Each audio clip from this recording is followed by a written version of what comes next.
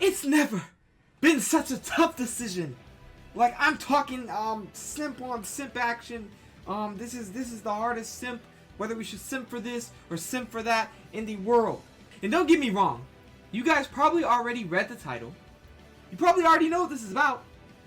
Big Daddy Zhongli, or Cryo Queen, Supremacy Cryo, whatever you want to call it, Ayaka, the beautiful queen of ice. Who should you go for? Now, this is a very tough decision. Before we even do the banger intro, of course, even though we're already, in the process, I'm a banger. Don't catch me in 4K. Don't do that. So anyway, before we get into this banger video, I just want to say that we are not going to be leaking anything. Y'all already know this, but anyway, I'm going to say it.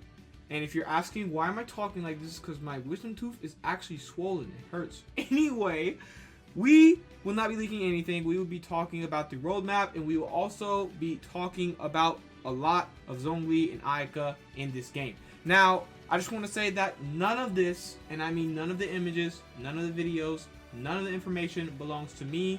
None of the content belongs to me. This is a disclaimer because I will not get caught in 4K once again and lose my channel. No. So this is the disclaimer, guys. And yeah, let's get into this video. Zhongli. Now you guys are probably all thinking, because I've already had a lot of comments in my YouTube section saying, yo, Whisker, which should I go for?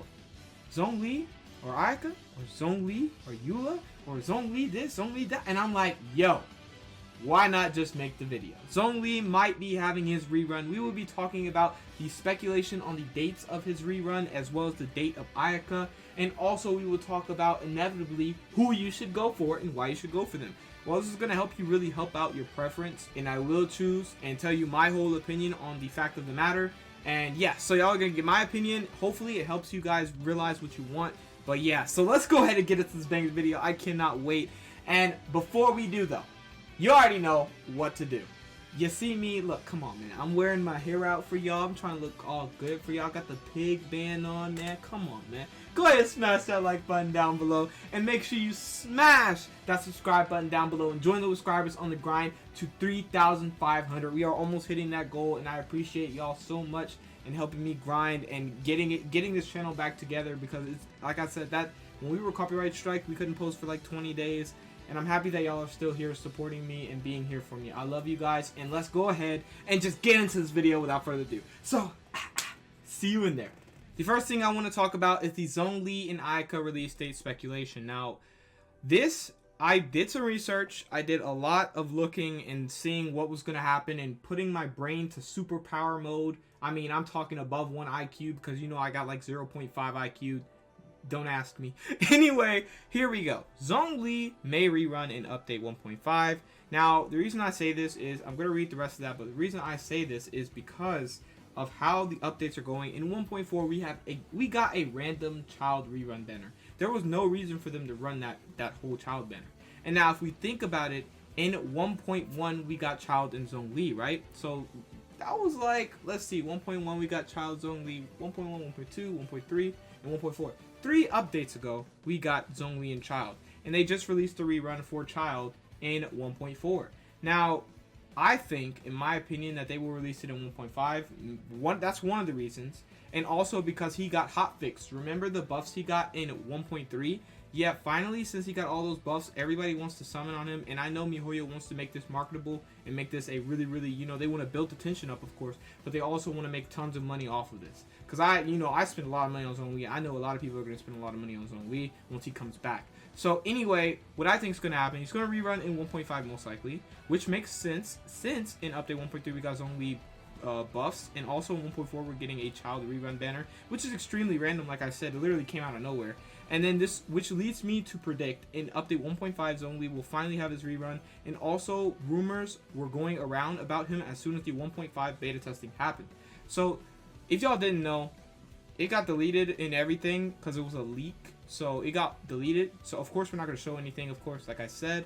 But basically, the 1.5 beta testing happened, and basically they saw some, Zhongli rumors, Zhongli banner and stuff, whatever. Anyway, what I'm saying is it's a rumor right now, so don't take this with a hint of salt, is what I'm saying, because it's a rumor, and he may be coming in 1.5. If he doesn't come in 1.5, he's definitely coming in 1.6. because he's going to be re-ran before Ayaka comes, and Ayaka is going to be pretty relatively soon, but not too soon. So anyway, that's what I think about Zhongli. Now let me talk about Ayaka. Ayaka is scheduled to release with Inazuma. On the roadmap, Inazuma is scheduled to release in Act 2. As y'all all know, since this is a new region, it will take relatively long for them to just go and release it, because they have, you know, to make the story mode, they're probably going to have different, you know, different bosses, different creatures, different element. Since it is going to be the Electro region, they're going to have to, you know, make it to where we have the Electro statues to go to and get our health back, and also, you know, switch our Traveler to Electro. So it's going to be a lot they have to incorporate. That's why it's going to take relatively long for them to release Inazuma. And also, we are supposed to be getting the Chasm or Chasm before Inazuma, which may be towards the end of 1.5 or at the beginning of 1.6. Now, the reason I say this is because the Chasm or the Chasm is literally on the map. If you go into the game and go down to Liyue, you will see the words the Chasm. In the Similar Child, Dragon Spine came out right after we've seen those words. We've seen Dragon Spine. We was like, whoa, what is this? Boom. Next update, 1.2, we got Dragon Spine. And that was a Mondstadt expansion. So now we will be getting a Liyue expansion called the Chasm or the Chasm. And this will either be towards the end of 1.5 or at the beginning of 1.6.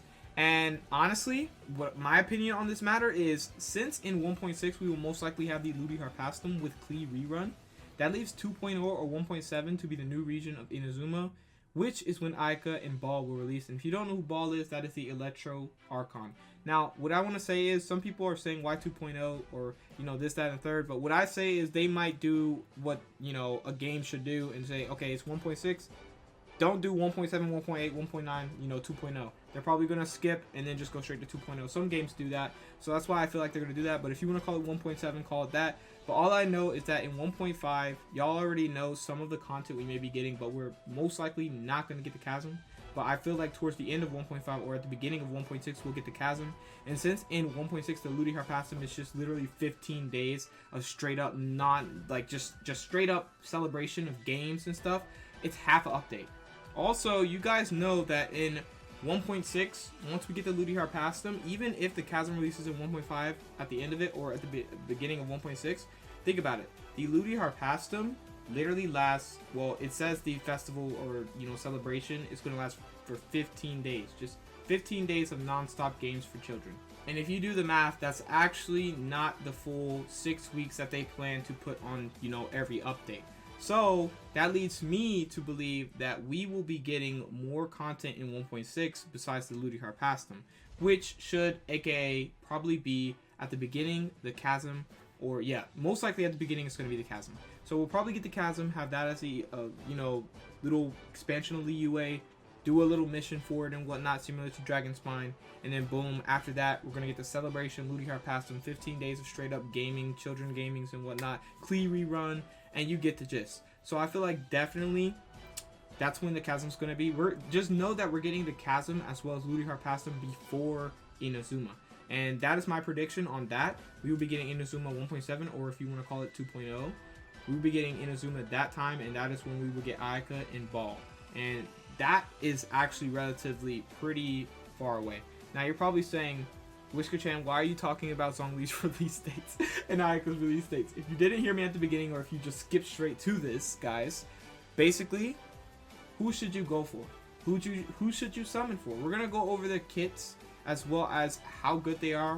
Where do they stand in the character realm? And what I mean by that, so are they support? Are they DPS? Are they support DPS? Are they sub DPS? Are they main DPS?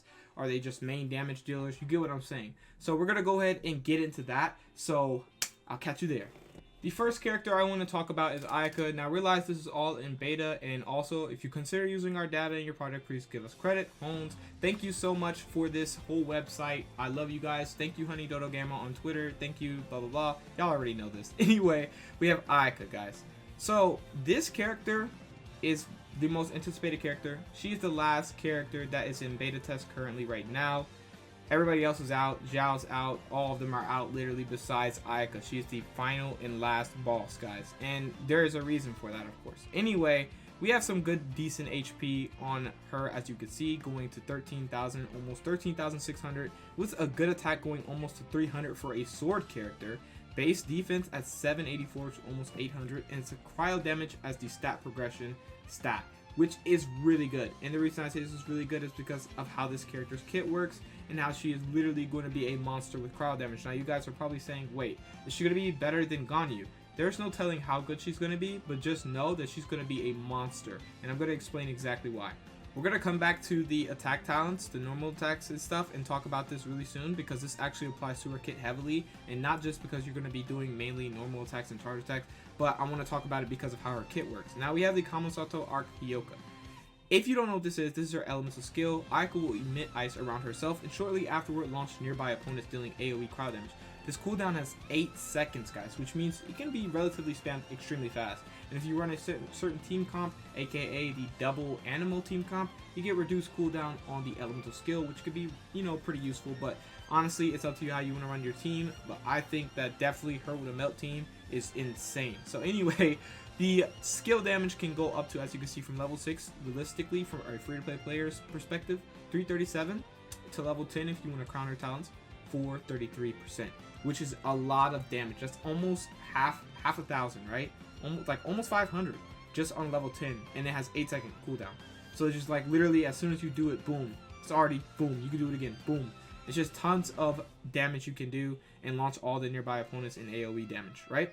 Anyway, now we have something that's really unique about this character that everybody's looking forward to, and there's a really good reason they're looking forward to this. People are complaining about this. Some people are complaining about this because it's hard to dodge with this type of alternate sprint. And what I mean is she has a similar sprint to Mona. If you don't know how Mona sprints, she literally goes under the ground and then pops back up, and it's pretty hard to dodge like that. Some people are, you know, very mad at that, but I see very, very, very insane potential in this. And the reason I say this is because I can consume stamina to hide with swift flow of sleep that moves as she moves, right? In her Sinnoh form, she moves at high speeds on water. Yes, she can literally move on water, guys. And when she reappears, the following effects are reproduced. She will inflict cold on the opponents, right?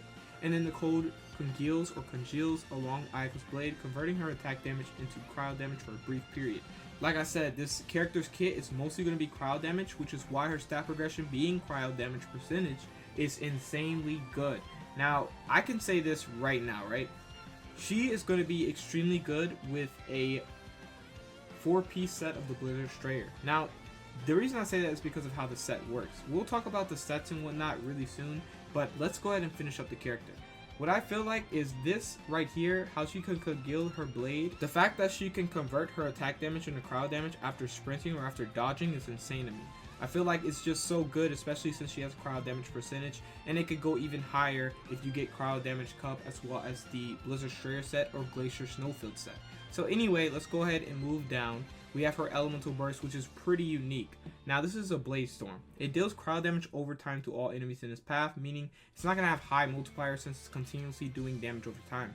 After the damage over time has ended, create a Blade Storm will burst, dealing cryo damage to all enemies in a bigger radius. It has the slashing damage, right? Which just continuously slashes, right? And at level 6, it's 101.92%. Now the duration is 5 seconds, so this is going to doom for 5 seconds, right? So you're gonna hit for at least like 500% total of the slashing damage, and that's not even to include the blade storm damage, which is when the blades explode at the end of the duration. And it's gonna literally do a whopping 203. And if you have level 10 as like a whale, if you want to whale her, give her crowns, 131, and then that's times 5, since I feel like the blade storms are gonna go like every 1 second, literally like rolling the opponent every 1 second. And then we have 262, which is almost 300%. So you're going to be doing like 1000% damage to each enemy, most likely. So anyway, we have a duration of 5 seconds, like I said. A cooldown's 15, and the energy cost is 60. Since you will be literally always infused with cryo because of dodging and always getting your elemental skill back extremely fast because of the low cooldown, you'll be having your elemental burst really, really quick, which is going to be extremely good. Like I said, she's going to be an insane DPS with a fast cooldown, meaning she could just spam. You literally could spam her. If you want a cryo spammable character, this is definitely the character for you. Now we have her passive talents, which is Kanten Senmyo Norito. Normal attack hits on enemies affected by cryo have a 6% to 18% chance respectively of shortening the cooldown of Kamisato Arc Ayakas, which is her elemental skill. Now, if this happens, right, this is cool because it's not like buffing damage or anything, but it is buffing consistency in doing her elemental skill. And since it already has a low cooldown, lowering it even more would be really cool. You know, getting your elemental burst back extremely fast because of the ability to spam her elemental skill and also spam tons of crowd damage. It's just insane. Now, this is where it really is at. The Amatsumi Kunitsumi Ihahikato. Now, this is where she literally becomes demon mode. While in Kamisato Arc Sinnoh mode, Kamisato Ayaka marks nearby opponents below 30% HP. So if you have below 30% HP, if Hilishra has below 30% HP, once you leave the Sinnoh form or once you leave her sprint, it will literally, right here as you can see, near marked opponents and immediately hitting them with a normal attack deals cryo damage equal to 300% of attack. The more attack you have on this character, the harder that 300% is going to hit. That's going to be a fat nuke. Because the reason I say this is because this is literally going to be 300% of your attack. This attack counts as a charge attack as well, so I'm pretty sure it will consume stamina. What I'm saying is you're going to smack really hard. And if you have the Blizzard Strayer set to help you have more crits because of how it works, and now, like I said, the reason the Blizzard Strayer set works so well with her is because not only does the 2-piece give you the 15% cryo damage bonus, but the 4-piece is literally once you hit an enemy with cryo, your crit rates increase. Now, once they're frozen, your crit rates increased even more. You can have up to increase 40% crit rate if you freeze an enemy, 40% crit rate. And if you just put the ice status on an enemy or the cryo status on an enemy, that's 20% increased crit rate. So really, that's why that set's really good for her, because like she's gonna be sprinting around, and every time she pops up out of the ground, she inflicts them with cryo, like without doing anything. And then once you attack, and if they're below 30% HP, that's 300% damage. And this is not even including all the team comps you could do, all the melt comps you can do with this character. It's just endless. There's like literally so many opportunities and so many good things about this character. But yeah, that's really about it for this character right here. This is Ayaka, as you can see, the most anticipated character, the last remaining character, the legend herself remaining in beta test. So anyway, let's go ahead and go over Zhongli. Now Zhongli has a different role in this game. Now these are all live, of course, because he's in the game. These are his buff stats when he got his hotfix at 1.3. He has the second most HP in the game, I believe, like right under Hu Tao. Base attack's 251, pretty decent. Base defense 738. GL damage bonus is stat progression. Now you guys are probably saying, okay, what kind of character is Zhongli if you're very new to Genshin Impact? Zhongli is a super tank support DPS. Now, Ayaka is a character that does spam DPS. And what is spam DPS? That's where you could literally spam your elemental skills. That's like Diluc, for example. He spam DPS. You spam his elemental skill, get his burst, boom. Spam his elemental skill, get his burst, boom. Spam DPS, that's what I mean by that. Reference to Diluc. Ayaka's going to be a spam DPS and do massive damage. But our boy right here, Zhongli, is a support tank DPS. The reason I say he is a tank is because of his elemental skill. And also the passives that apply to his elemental skill, right? And actually his whole kit. The Dominus Lapidus is where you can press and create a stone steel.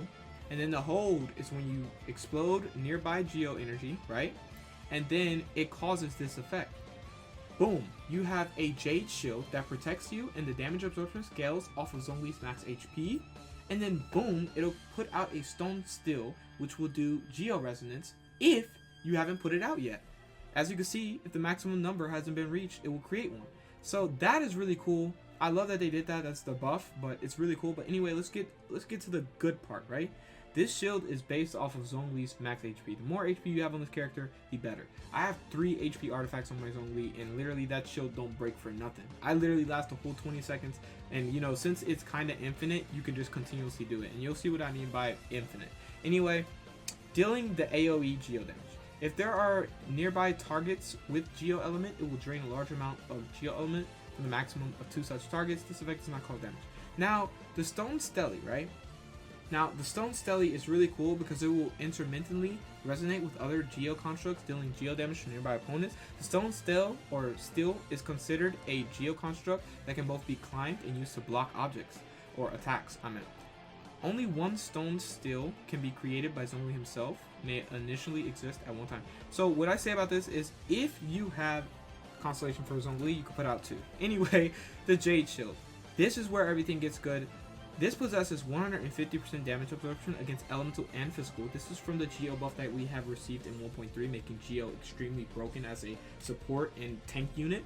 Anyway, we have 150% damage absorption against elemental and physical damage, right? And then the characters protected by the shield will decrease elemental res and physical res of all opponents that are nearby in a small AoE by 20%. And that cannot stack, but the fact that you put this shield on, your survivability is increased, right? You're not going to take any damage, right? And then you're also decreasing the res, every piece of res on that whole enemy by 20%. Meaning you're going to do more damage than normal, okay? And I feel like this is an extremely, and I mean extremely good support option, and I love it. This is why I play Zhongli with Hu Tao. And if you did not know, the reason I play him with Hu Tao is because Hu Tao is to be played with low HP. Put that shield on, she won't die, literally. And then I will decrease all their res in that small AoE. And since I'm continuously close up, I'm going to decrease all their elemental and physical res by 20%. Meaning I'm going to do more power damage, more normal attack damage, more white damage, whatever you want to call it, more physical damage. I'm just going to be monstrous, right? And these are the multipliers, as you can see. It does really good damage. And also the shield absorption is really high, as you can see. It's so good. And the thing to look at and really to note here is the shield's duration being 20 seconds. And then you're like, wait, why is the cooldown on hold 12 seconds? That doesn't even like make sense, you're probably saying. You know? Compared to Noelle, when you put her shield out and you gotta wait like 20 something seconds, right? You're probably like, wait, that doesn't make sense. Yes, it does. Zhongli is a literal god because you could put the shield out and when it hits 8 seconds on the shield and it's still out, you could just refresh it right there. And you won't even, you will be with the shield the whole time. I literally play and I never lose Zhongli's shield because I, swap to him to get the shield, decrease the res, swap back. Swap, swap, swap, you get the gist. So anyway, that's why he's extremely good. And not only that, but because of this passive, the Fortify passive, once you put on his Jade Shield, basically, as you can see, fortified characters have 5% increased shield strength, and this can stack up to 5 times and last until the Jade Shield disappears. Once it gets hit, it will cause Fortify, which will literally can stack up to 5 times, which is 25% increased strength, meaning it gets stronger as you get hit. And then that's not even to include, all the HP bonus that it has, since it is based off Zhongli's max HP. So he's going to be doing he's going to be tanking everything. Literally everything. He could take a hit from a whole boss. He could tank a hit from Child.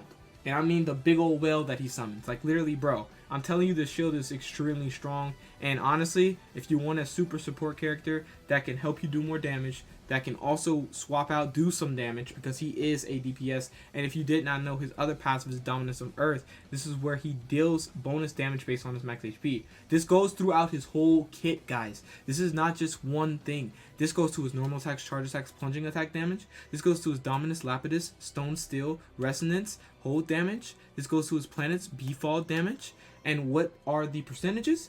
Boom. Normal, charged, and plunging attack increased by 1.39% of his max HP.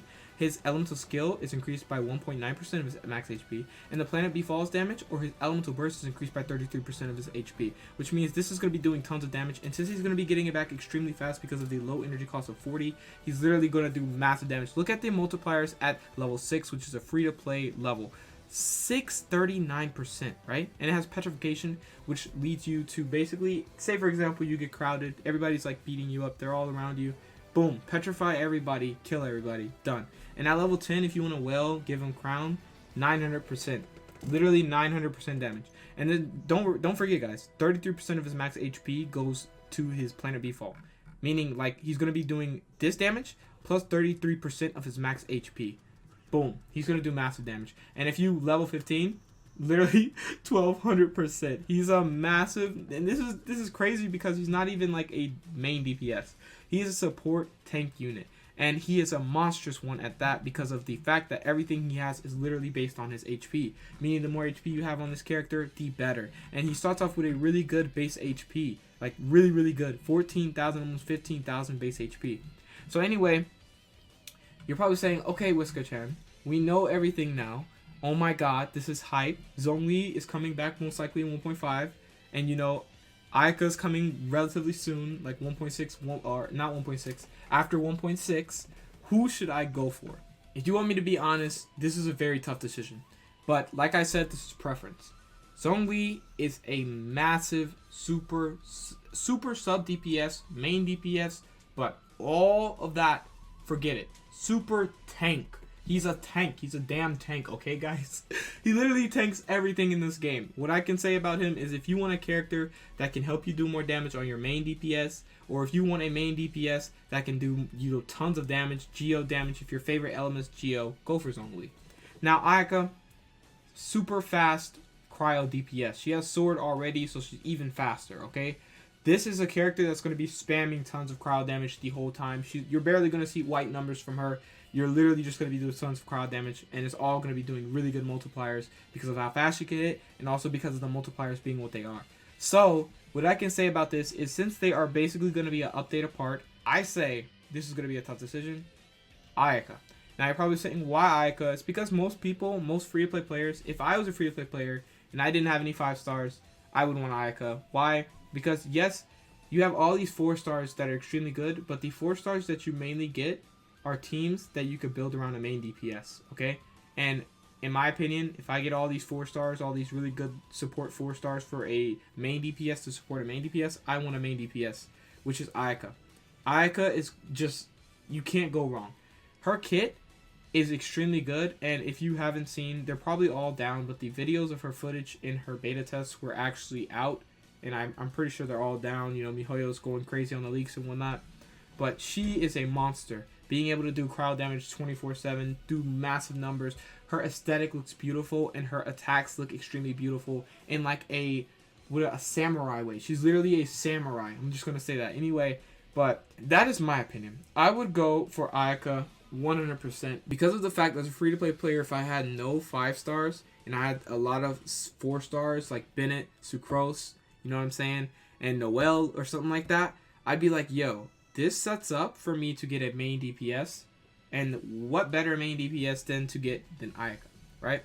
Now, if you have main DPS, if you have 5 stars that are really good, if you have Hu Tao, Zhongli, I say that because Zhongli, you're going to miss out on him, and you're going to miss him. Because of his aesthetic being what it is, him literally being able to summon a meteor, him being a Archon, he is amazing. Everybody is hyped for him. I feel like if you have a main DPS that you truly like and that you truly feel like you're not going to drop for a while as a free-to-play player, go for Zhongli's banner because of the damage he can do, the damage buff he can do to your main DPS, and the survivability he can give to your whole team. Okay? He is a monster. Okay, he's literally a mini energy battery as well, if you didn't know. So anyway, like I said, Zhongli if you have your DPS you want, Ayaka if you don't have a DPS that you like, or you don't have a DPS at all. This is the final choice, but in my opinion, who would I go for is Ayaka. I love Zhongli, guys, but definitely if I don't have a DPS that I like, or if I don't have a 5-star DPS and I want one, Ayaka is what you should go for. As far as Ball, we have no information on Ball, so there's no telling how good that unit's going to be, but it is the Electro Archon, so expect it to be Zhongli tier, except with DPS, which means it's going to be massive. It's like a festival unit. It's literally going to be a monster of a unit, right? But we'll update you guys on the Electro Archon relatively soon and whatnot. Anyway, that's really about it for this video. So, I hope you guys did figure out what you truly want. I know this was a really tough decision, really long video. Hopefully, you use the timestamps in the description below. But yeah, it was a really tough decision, but honestly, it's about what situation you're in.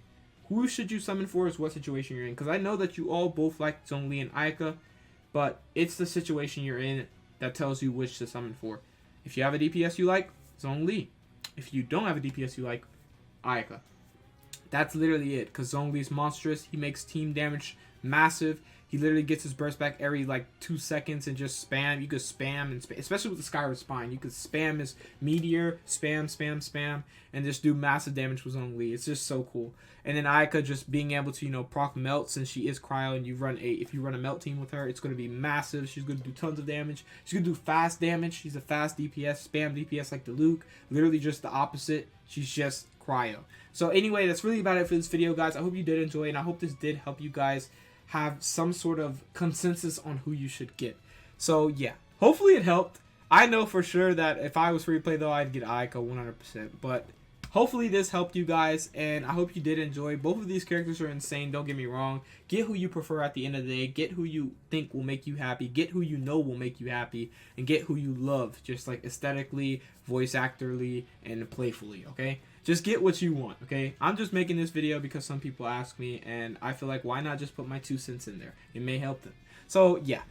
Thank you guys for watching this video. Make sure if you did enjoy it to smash that like button and smash that subscribe button down below. But without further ado, I will catch you guys in the next video. And sorry about this, this problem in my jaw, this problem with my wisdom tooth. But I love you guys, and hopefully my voice did not mess up the video. Catch you later.